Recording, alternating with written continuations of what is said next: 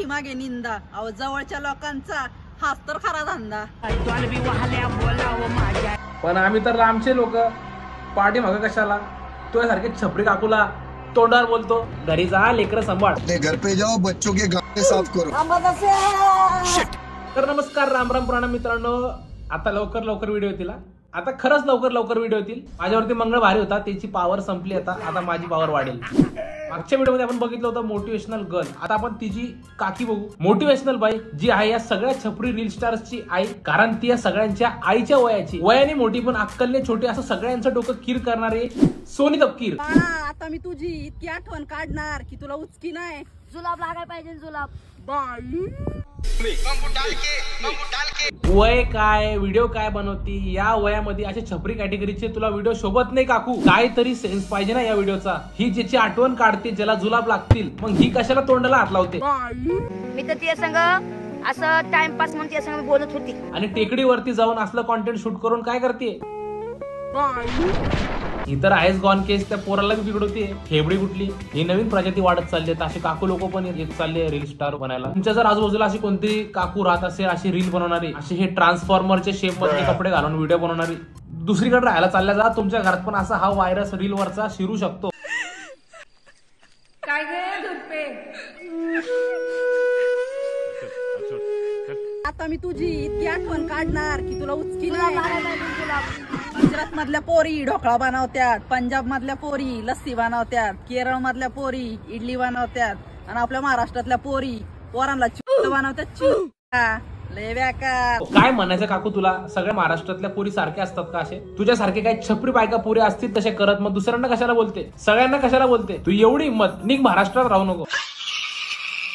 पोरींची इज्जत कर. बाकीच्या 15 सेकंद मध्ये किती मान आलो ते शॉकअप खराब झाले मानीचे, ते नीट कर बाई. पहिले आनंद मेळामधला तो मोठा पाळणा असतो ना, त्याच्यामध्ये ते हालत तसं मान हालतीये.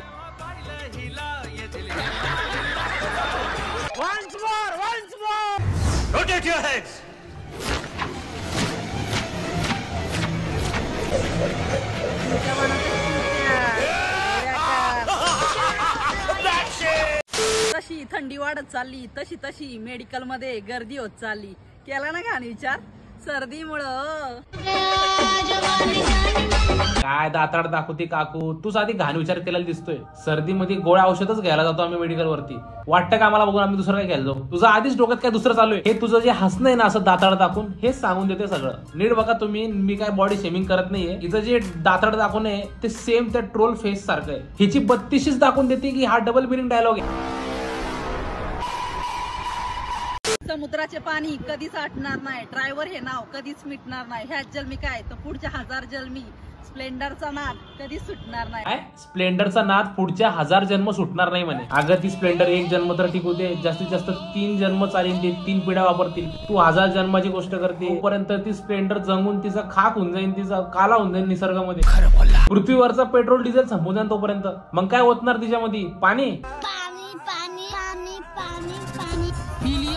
हिच्या हातात ना मोबाईल घ्या रे बोईस. कोणी काय बी व्हिडिओ बनवते. पण म्हणतं शरीराची भूक फक्त मुलांनाच असते. अरे आजकालच्या 9वी 10वीच्या मुलींना लेखाच असते. परत एकदा तुला नेमकं म्हणायचं काय? म्हणजे काय सगळे 9वी 10वी ज्या पोरी आहेत ते नाबालिक मुली सगळे बिघडलेले असतात. एक लक्षात ठेव, तू पण या मुलींची आईच्या वयाची आहे. तुझी जर मुलगी 9वी 10वीतली असती तर मग ती पण तिच्यावरती पण लागून जाते तुझं बोलणं.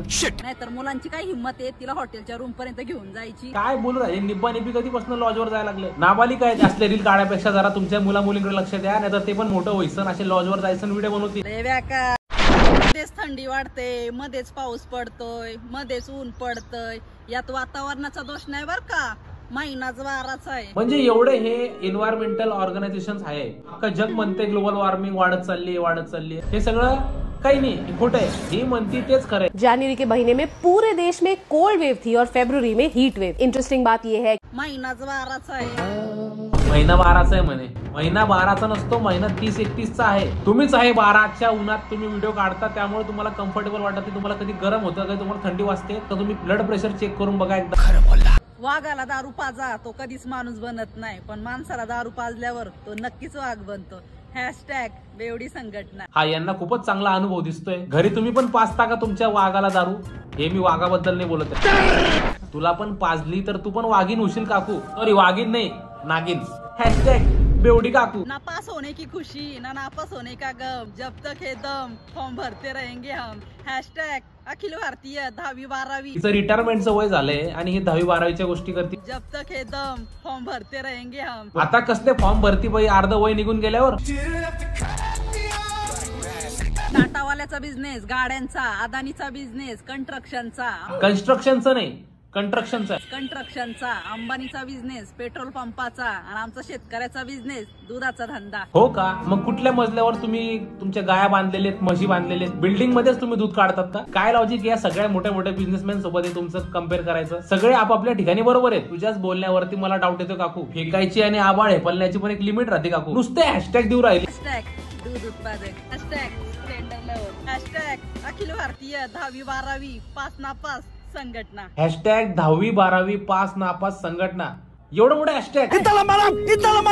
आणि स्पेलिंग मिस्टेक कमी करा काकू. स्प्लेंडर नाही, स्पेंडॉर. अखिल भारतीय 10वी-12वी नापास संघटना. त्या पोटाला सगळेच नावं ठेवतात, पण लोकांना काय माहितीये त्याने मोबाईलची स्क्रीन किती छान साफ करता येते. काय वालिश पण आहे. आता काय फोन साफ करायला बायकांना गरोदर व्हायला लावती. लय व्याका. कधी पोरींना नावं ठेवती, कधी स्वतःच पांचट जोक मारती. तुझं डोकं काय फिरलंय का काकू? मुलांनो करिअर कडे लक्ष द्या. आता कन्फर्म ना, पोरांनी फक्त करिअर कडे लक्ष द्यायचं. ओके. मित्रांनो दिवाळीत फटाकडे वाजवण्यापेक्षा एखादी फटाकडी पटवा. हेच मला पटत नाही या रील स्टार लोकांचं. या फांटीवरून त्या फांटीवर उड्या नेहमीच मारताय. 3 वर्ष निघून गेले यांना समजवता मी म्हातारा होऊन जाईन, पण यांना अक्कल येणार नाही. मुलींनो जेसीबी ऑपरेटरला कधीच कमी समजू नका. जेवढा तुमचा मेकअपचा खर्च आहे ना, तेवढा आमचा रोज डिझेलवारीच जातोय. तू यार काय पण बराबरी नको करू, काय बी कंपॅरिझन करते. आणि हे तू बोलू राहिली की पोरींनी मेकअप करायचं नाही. तू बोलतीये जेवढा तुमचा मेकअपचा खर्च आहे ना, तेवढा आमचा रोज डिझेलवारीच जातो. दिल तो आशिक तोडते जनाब, हम तो नर्स आहे.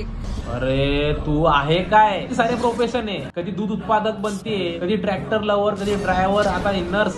एवढे सारे रोल करते एकटी. यांच्याकडनं इन्स्पिरेशन घेतली काय? लय व्याका.